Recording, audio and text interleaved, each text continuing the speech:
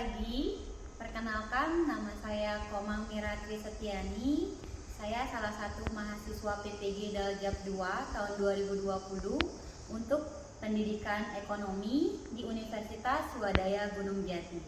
Nah, asal sekolah saya dari SMK Negeri 1 Singaraja, Bali.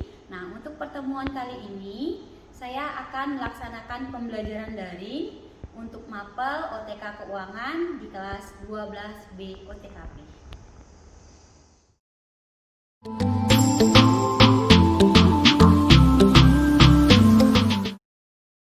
Selamat pagi anak-anak.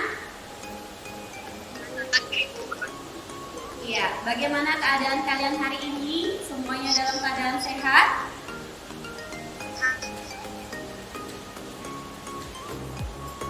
Baik, sebelum memulai pembelajaran pada pagi hari ini ya, mari kita awali dengan doa agar kegiatan kita dapat berjalan dengan lancar.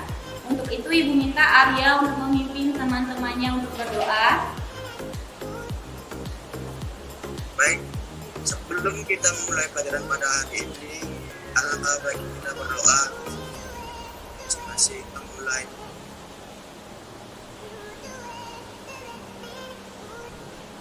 Berdoa selesai.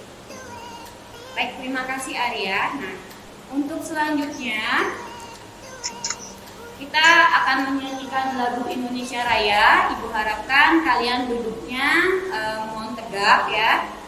Kita untuk membangkitkan rasa nasionalisme kita sebagai warga negara Indonesia. Ya, menyanyikan lagu Indonesia Raya dimulai.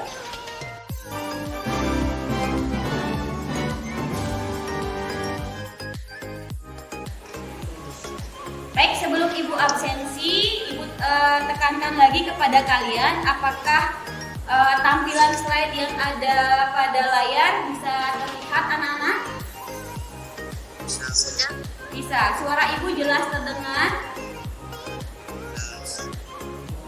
Jelas. Baik, terima kasih. Nah, kita lanjut pada absensi ya. Ini untuk absensi sudah Ibu share melalui WA group kalian. Kemudian di sini juga akan Ibu absen ya. Dari awal hingga akhir pembelajaran juga akan ada absensinya. Jadi kalian harus mengikuti pembelajaran ini dari awal sampai akhir. Ya, bisa dipahami ya? Ya, silakan kalian nanti mengisi link absennya melalui Google Form. Nah, perhatikan, ini adalah aturan pelaksanaan Zoom meeting ketika pembelajaran hari ini. Ya, mohon diperhatikan slide yang Ibu tampilkan. Yaitu yang pertama, kalian mematikan mikrofon pada saat kegiatan pembelajaran berlangsung. Nah, kemudian kalian menghidupkan kamera pada saat kegiatan pembelajaran dari awal sampai akhir. Jadi tidak ada yang mematikan kameranya. Nah, kemudian menggunakan seragam sekolah. Ibu lihat di sini semuanya sudah menggunakan seragam sekolah ya, bagus sekali dengan rapi. Dan yang terakhir, apabila nanti pada saat kegiatan pembelajaran kalian ingin bertanya maupun menjawab pertanyaan, kalian bisa langsung menghidupkan mikrofonnya dan langsung menjawab ataupun bertanya. Ya, sampai di sana bisa dipahami aturan yang Ibu berikan ini anak-anak? Baik ya, kalau sudah bisa dipahami aturan pembelajaran pada hari ini, kita lanjut. Nah, ya, selama masa PJJ ini ya, di sini Ibu akan memberikan motivasi kepada kalian satu buah kalimat yang sangat bermakna ya, dimana di sini jangan takut salah ketika menuntut ilmu, karena banyak orang sukses belajar dari sebuah kesalahan. Jadi tetap semangat dan selalu berpikir bahwa belajar keuangan itu sangat mudah. Ya, jadi kalau mindset kalian mengatakan belajar keuangan itu adalah mudah, pasti akan dimudahkan. Begitu juga sebaliknya. Jadi meskipun kita melakukan pembelajaran secara tatap daring seperti ini, Ibu harapkan kalian tetap semangat melaksanakan pembelajaran. Ya. Baik, selanjutnya. Nah, perhatikan gambar yang ada di slide. Dari gambar itu mungkin ada yang bisa membantu menjelaskan atau masih ingat pembelajaran kita sebelumnya? Apa yang bisa kalian tangkap dari gambar ini? Di sana ada seorang kasir, kemudian ada mereka dia sedang berpikir, ada beberapa tulisan di atas kepalanya. Ada yang bisa bantu ibu? Saya Bu, Ya, silakan Nandi. yang ada di slide itu menerapkan tentang aktivitas kas kecil. Kegiatan aktivitas kas kecil. Baik, terima kasih. Nanti yang lainnya bagaimana? Ada yang bisa bantu lagi menjawab? Silakan Arya. Di pembentukan kas kecil Bu. Adanya pembentukan dana kas kecil. Baik, bagus sekali Arya.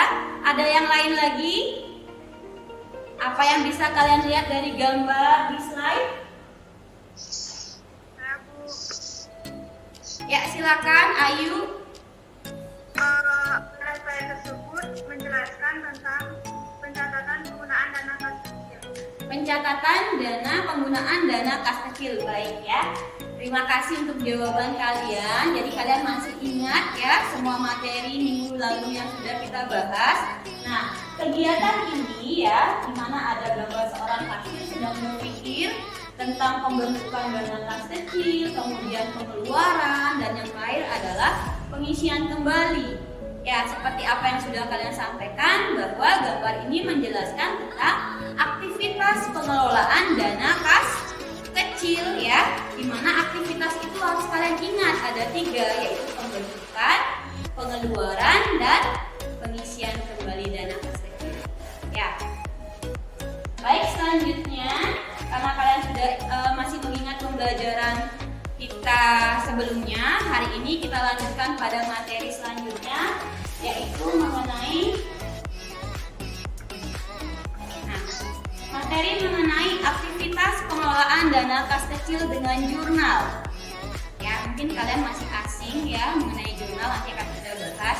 Nah, di sini Ibu akan menjelaskan dulu kompetensi dasar dan indikator yang akan kita capai pada pertemuan hari ini. Ya, adapun di antaranya, yang pertama adalah indikator 3.13, yaitu menerapkan pelaporan aktivitas kas kecil. Nah, kemudian yang kedua adalah 4.13, yaitu melaporkan aktivitas dana kas kecil. Sehingga tujuan pembelajaran kita pada hari ini adalah, bisa kalian lihat pada slide, yaitu yang pertama, kalian harus bisa menjelaskan metode pengelolaan dana kas kecil beserta dengan perhitungannya. Kemudian yang kedua yaitu membandingkan pelaporan aktivitas dana kas kecil antara metode impres dan juga metode fluktuasi. Dan yang terakhir, kalian harus bisa membuat pelaporan aktivitas kas kecil dalam jurnal dengan menggunakan metode impres dan metode fluktuasi. Baik ya, sampai di sana bisa dipahami ya untuk kompetensi dasar dan tujuan pembelajaran kita pada hari ini anak-anak? Bisa. Baik. Nah, selanjutnya Ibu sebelum ke materi, Ibu akan menjelaskan dulu teknik penilaian pembelajaran pada hari ini. Ya, teknik penilaiannya itu ada 3 penilaian yang akan Ibu nilai. Yang pertama yaitu nilai sikap, nilai pengetahuan, dan juga nilai keterampilan.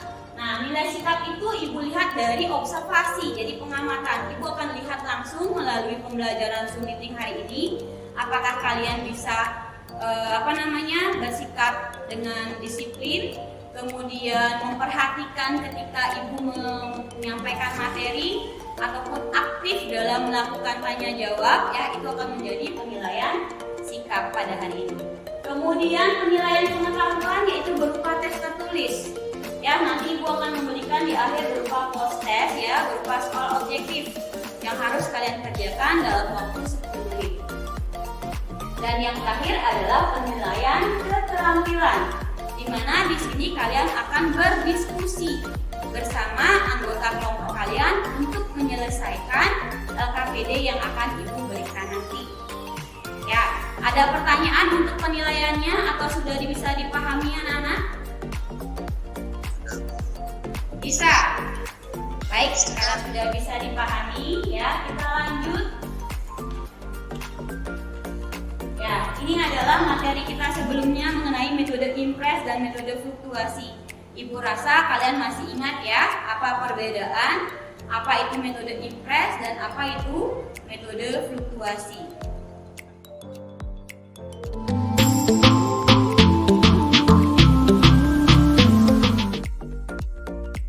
Kita lanjut menuju ke tayangan video.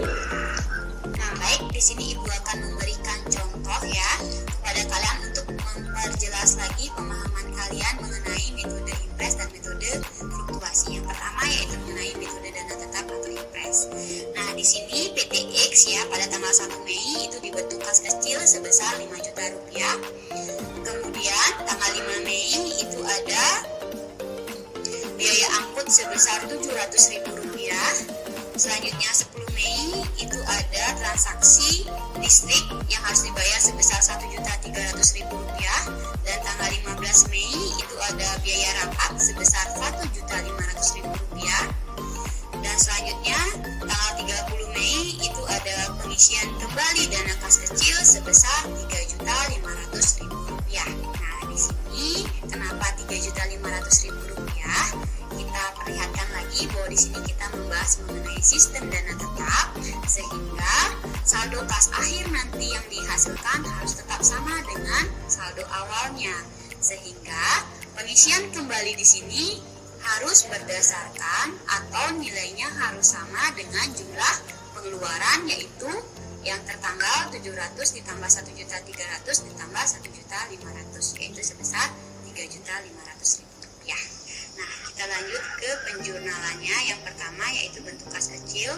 Yang didebit adalah kas kecil sebesar 5 juta, dan yang dikredit adalah kas bank yaitu sebesar 5 juta rupiah.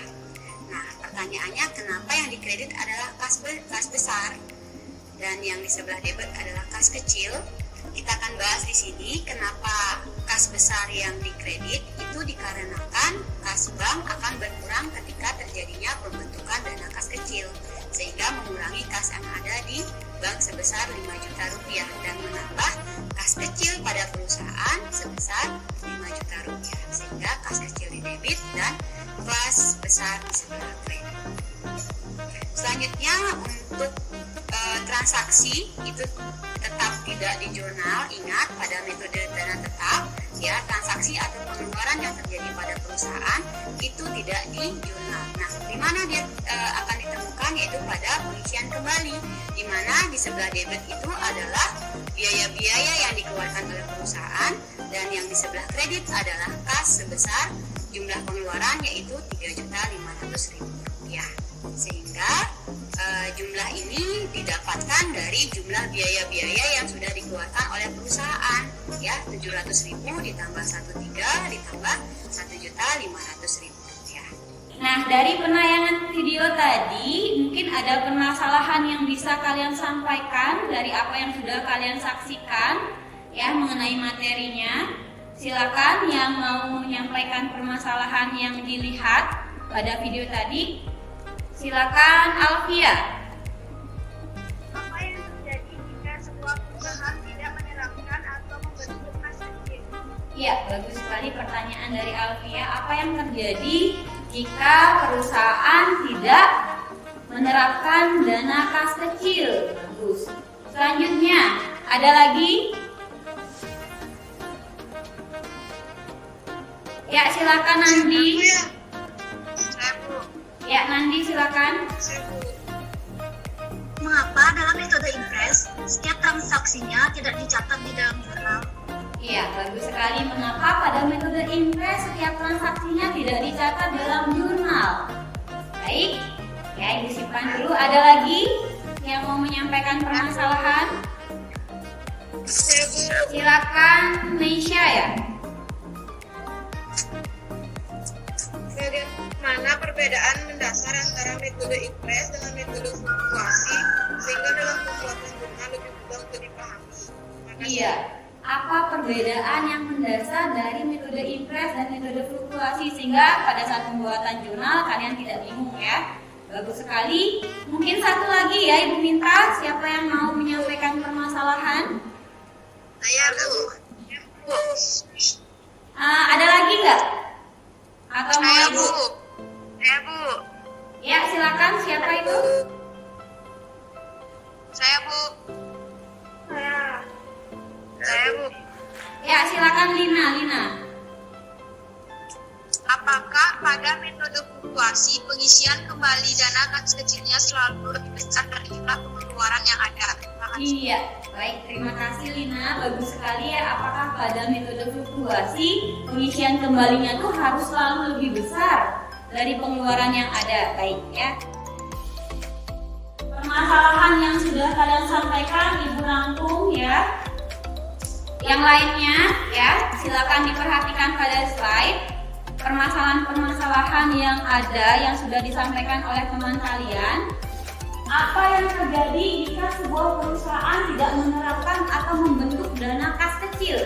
Ayo, siapa yang bisa menjawab atau menanggapi permasalahan yang diajukan oleh teman kalian tadi?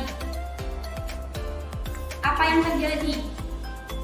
Perusahaan akan mengalami kesulitan dalam masalah keuangan. Iya, perusahaan akan mengalami kesulitan dalam mengelola keuangannya. Ya, bisa dipahami ya anak-anak? Bisa. Baik, kita lanjut ke permasalahan yang ketiga, yaitu mengapa dalam metode IPRES setiap transaksi yang ada tidak di jurnal? Ada yang bisa bantu Ibu menjawab? Kenapa tidak di jurnal? Kalau menurut pemahaman kalian, di mana muncul biaya-biaya pada metode IPRES? Ketika pada transaksi tidak di jurnal, di mana muncul? Pada melakukan pengisian kembali. Pada pengisian kembali dana kas kecil. Di sebelah mana dia ditaruh akunnya? Debit apa kredit? Debit, karena dia menambah ya. Sampai di sana bisa dipahami dulu atau ada yang ingin bertanya?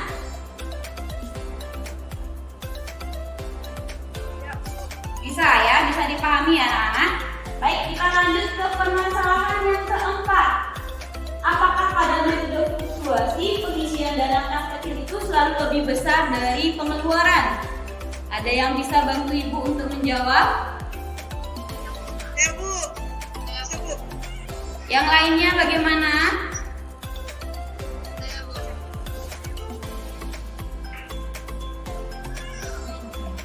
Baik, coba Yunisa, silakan Yunisa.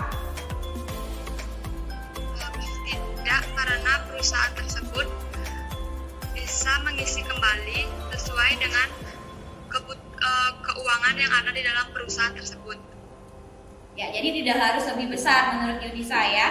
Baik, ada yang mungkin punya pendapat lain atau mungkin menambahkan apa yang disampaikan Yunisa? Ada? Ya Nandi, silakan Nandi. Pada metode fluktuasi, pengisian kembali dana kas kecilnya lebih besar dari jumlah pengeluaran. Menurut saya yaitu tidak, karena metode fluktuasi saldo kas kecilnya berubah-ubah disesuaikan dengan keperluan perusahaan. Ya. Jadi menyesuaikan dengan keadaan atau keperluan dari perusahaan. Ya, bagus sekali ya. Jadi dapat disimpulkan apa yang sudah teman kalian sampaikan sudah benar. Jadi karena metode fluktuasi itu saldonya berubah-ubah ya. Jadi pada saat pengisian kembali itu tidak harus lebih besar dari pengeluaran. Jadi menyesuaikan dengan keadaan dan kondisi perusahaan. Asalkan ya, ini tanda petiknya, tolong diperhatikan. Asalkan nanti pada saat sudah dikurangkan atau dijumlahkan dengan pengisian kembali, saldo akhirnya itu tidak nol ataupun tidak minus. Intinya nanti di saldo akhir itu ada sisa yang masih bisa digunakan untuk periode selanjutnya. Bisa dipahami ya? Ya, baik. Karena sudah bisa dipahami ya, demikian kita sudah membahas ya mengenai permasalahan-permasalahan yang kalian peroleh pada penayangan video tadi. Nah, selanjutnya karena sudah bisa paham, perhatikan LKPD yang Ibu tayangkan pada slide. Nah, ini adalah LKPD yang harus kalian kerjakan ya nanti bersama kelompok kalian. Ya, di sana Ibu sudah jelaskan ada tujuan kegiatannya dan langkah kerjanya. Nah, langkah kerja di sini kalian baca baik-baik apa saja yang harus kalian lakukan dari awal sampai akhir pengisian LKPD-nya. Sudah terlihat jelas di slide anak-anak? Sudah. Bisa dipahami pengisian LKPD-nya? Bisa. Oke, nanti Ibu akan share ya LKPD-nya melalui WA grup kalian sehingga nanti kalian bisa mendiskusikannya bersama anggota kelompok masing-masing. Nah, karena kalian sudah memahami mengenai LKPD ini, baik Ibu lanjut ya. Ibu akan bentuk kalian menjadi kelompok. Nah, di sini perhatikan. Ada 6 kelompok ya. Masing-masing kelompok itu terdiri juga dari 6 orang anggota kelompok. Ketua kelompok sudah Ibu tentukan. Kenapa Ibu menentukan di sini kelompok kalian? Karena supaya bersifat heterogen. Jadi ada yang kemampuannya bisa, ada yang menengah, dan mungkin ada yang kurang. Jadi itu Ibu jadikan satu menjadi satu kelompok agar diskusi kalian bisa lebih terarah dan lebih lancar. Ya, sudah ya, bisa dilihat ya nama-nama anggota kelompok kalian. Bisa ya. Kalau sudah bisa, silakan kalian bentuk kelompoknya menggunakan Zoom kecil. Silakan nanti Ibu akan arahkan kalian menuju ke kelompok kalian masing-masing berdasarkan daftar yang sudah Ibu sampaikan pada slide. Ya, silakan ya, kalian menunggu, nanti tinggal kalian konfirmasi langsung, kalian akan masuk pada room masing-masing kelompok.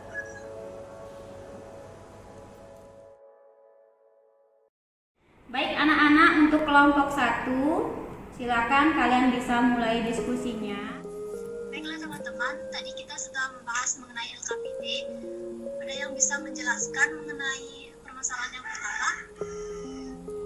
Jadi menurut pendapat aku, masalah analisis dari LKPD itu terlihat laporan, ada 3 aktivitas dalam laporan kas kecil. Yang pertama pembentukan kas kecil, yang kedua pengeluarannya, dan yang ketiga pengisian kembali. Apakah ada jawaban yang lain yang bisa menambahkan atau sama?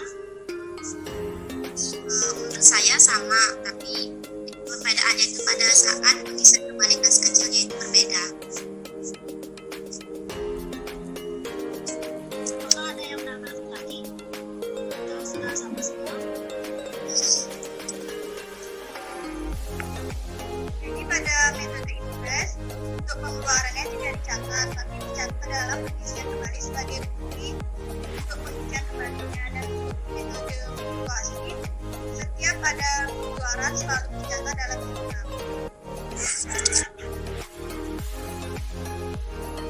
Baik ya anak-anak, karena tadi kalian sudah melakukan diskusi ya melalui room Zoom kecil ya bersama anggota kelompok kalian masing-masing. Ibu juga sudah menyaksikan langsung bagaimana keaktifan dari anggota masing-masing kelompok dalam menyampaikan pendapatnya melalui diskusi tadi. Nah, untuk kesempatan kali ini Ibu akan meminta kalian untuk mempresentasikan hasil diskusi kelompok kalian tadi. Ya, agar di sini kita bisa sharing antara kelompok satu dengan kelompok yang lainnya mengenai jawaban atas permasalahan-permasalahan pada LKPD tadi. Baik, untuk permasalahan yang pertama, Ibu minta kelompok dari kelompoknya Meisha. Silakan kelompoknya Meisha untuk menyampaikan permasalahan yang pertama. dari LKPD tadi?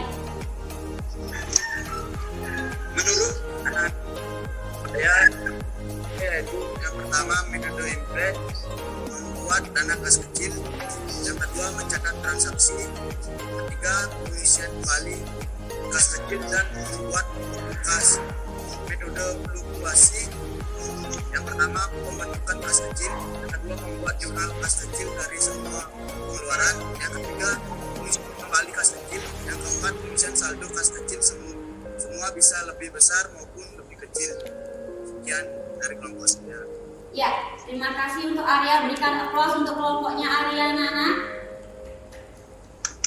Ya. Ya, apa yang sudah disampaikan Arya tadi, mungkin ada kelompok lain yang ingin menanggapi atau memiliki pendapat yang berbeda atau mungkin sama ingin menambahkan.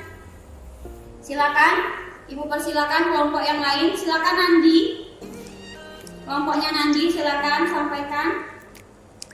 Menurut analisis, tahapan penyusunan laporan aktivitas kas kecil dengan menggunakan metode impres itu ada pembentukan kas kecil, ada penggunaan kas kecil, transaksi penggunaan pengeluaran dan kas kecil dengan metode impres tidak dicatat di dalam jurnal. Ketiga, ada pengisian kembali kas kecil, dan ada juga metode fluktuasi, ada pembentukan kas kecil, penggunaan kas kecil, dan juga pengisian kembali kas kecil. Ya, terima kasih Nandi. Ya, berarti jawabannya sama ya dengan apa yang disampaikan Arya tadi. Kelompok lain semuanya sama atau ada yang berbeda mungkin? Sama. Semuanya sama atau ada yang berbeda? Sama. Iya, sama. Baik, terima kasih ya untuk tanggapannya. Jadi benar sekali apa yang sudah disampaikan oleh kelompok Arya dan kelompok Nandi tadi ya, bahwa aktivitas kas kecil ya pada metode impres dan metode fluktuasi itu sama-sama ada 3 ya, sudah kita bahas. Itu ada pembentukan, kemudian ada pengeluaran atau penggunaan kas kecil, dan yang ketiga yaitu ada pengisian kembali dana kas kecil. Perbedaannya hanya ada pada pengeluaran atau transaksi yang ada pada perusahaan. Ketika metode impres digunakan, jadi pengeluaran itu tidak di jurnal ya. Sedangkan ketika kita menggunakan metode fluktuasi, setiap pengeluaran atau transaksi itu selalu dibuatkan jurnal. Ya, sampai di sana bisa dipahami ya untuk permasalahan yang pertama, Nana? Bisa. Baik. Kemudian untuk permasalahan pada LKPD yang kedua, siapa yang siap kelompoknya untuk menyampaikan? Saya akan membahas mengenai metode impresnya pada ekspedisi Nakula, jurnal periode yang berakhir 30 Mei 2020. Pada tanggal 1 Mei 2020, kas kecilnya itu didebet sebesar 2.500.000 dan kas banknya itu dikredit sebesar 2.500.000. Selanjutnya, penggunaan atau pengeluaran kas kecil itu tidak di jurnal. Pada tanggal 30 Mei 2020, perlengkapan kantor sebesar 2.500.000 dikredit, 2 pieces materai 6.000 sebesar 15.000 dikredit, listrik kantor sebesar 1.750.000 didebet, biaya tol sebesar 65.000 itu didebet. Selanjutnya, bayar utang usaha sebesar 3.550.000. Selanjutnya, ada tulis kantor sebesar 950.000. Jadi kasnya sebesar 8.830.000. Ya, sudah ya, Ayu, sudah semua disampaikan. Ya, berikan aplaus dulu untuk kelompoknya Ayu Wida ya, sudah menampilkan ya, presentasinya sudah bagus sekali. Mungkin ada yang memiliki pendapat atau jawaban yang berbeda mungkin kelompoknya, atau sama, atau ingin melengkapi. Silakan anak-anak, perwakilan dari masing-masing kelompok mungkin bisa menyampaikan jika ada perbedaan dari apa yang disampaikan oleh kelompoknya Ayu tadi.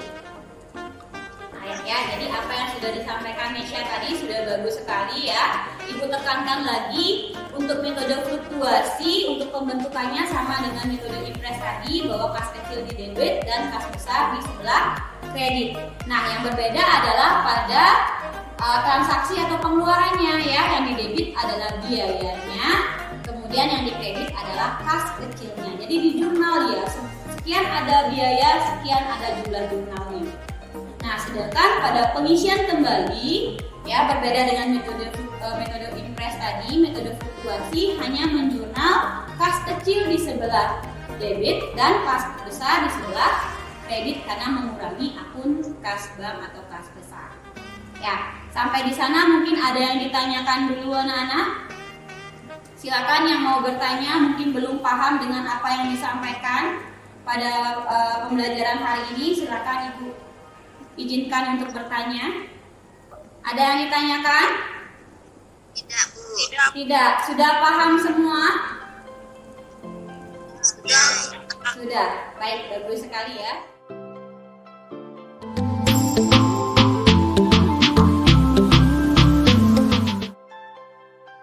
Baik, di sini Ibu akan menyimpulkan ya pembelajaran kita pada hari ini ya. Perbedaan antara metode impres dan metode fluktuasi secara menyeluruh. Ya, silakan Nandi bantu Ibu untuk menyimpulkan. Baik, di sini saya akan menyimpulkan tentang perbedaan metode impres dan fluktuasi. Pada metode impres, pengeluaran yang dilakukan oleh kas kecil tidak dibuatkan jurnal. Sementara pada metode fluktuasi, pengeluaran yang dilakukan oleh kasir kas kecil dibuatkan jurnal pencatatannya. Kedua, pada metode impres, pengisian kembali kas kecil adalah sebesar pengeluaran dana yang telah dilakukan, sementara pada metode fluktuasi, pengisian kembali kas kecil tidak hanya sebesar pengeluaran. Sekian dan terima kasih. Ya, baik, terima kasih ya Nandi sudah membantu Ibu untuk menyimpulkan pembelajaran pada hari ini.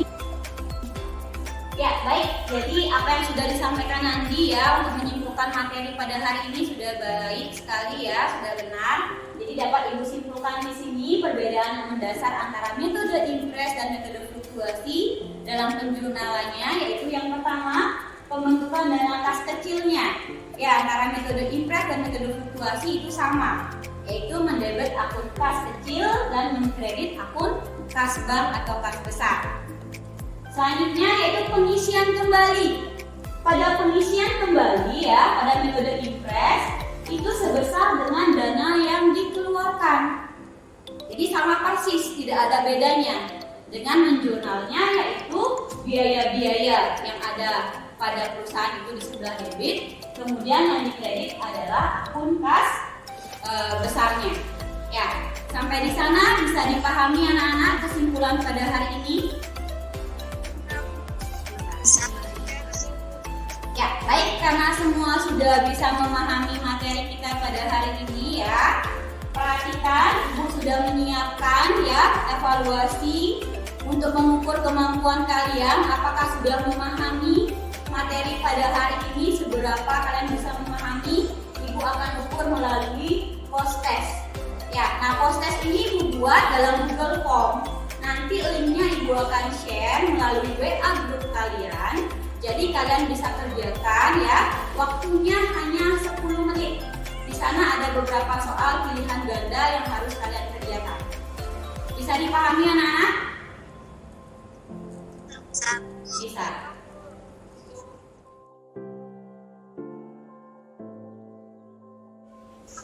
Baik anak-anak, karena tadi kalian sudah mengerjakan ya evaluasi, tadi sudah Ibu cek ya, sudah ada beberapa, masih ada beberapa 1-2 orang yang masuk. Nah, sambil menunggu itu, baik kita akan lanjutkan ke kegiatan refleksi ya. Kegiatan refleksi ini untuk merefleksi ya kekurangan-kekurangan ataupun kelebihan-kelebihan yang ada pada pembelajaran hari ini, agar nanti Ibu bisa memperbaikinya pada pembelajaran-pembelajaran selanjutnya.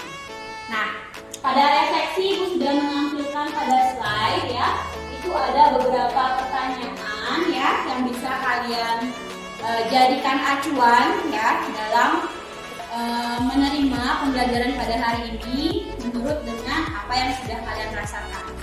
Ya, siapa yang mau memulai untuk merefleksi kegiatan hari ini? Baik, Alfia, silakan Alfia. Apa saja pelajaran menarik yang dirasakan siswa? Menurut saya, pelajaran yang menarik yang dapat saya rasakan saat membuat tabel. Karena di situ saya menarik dalam memberikan angka-angka pada tabel.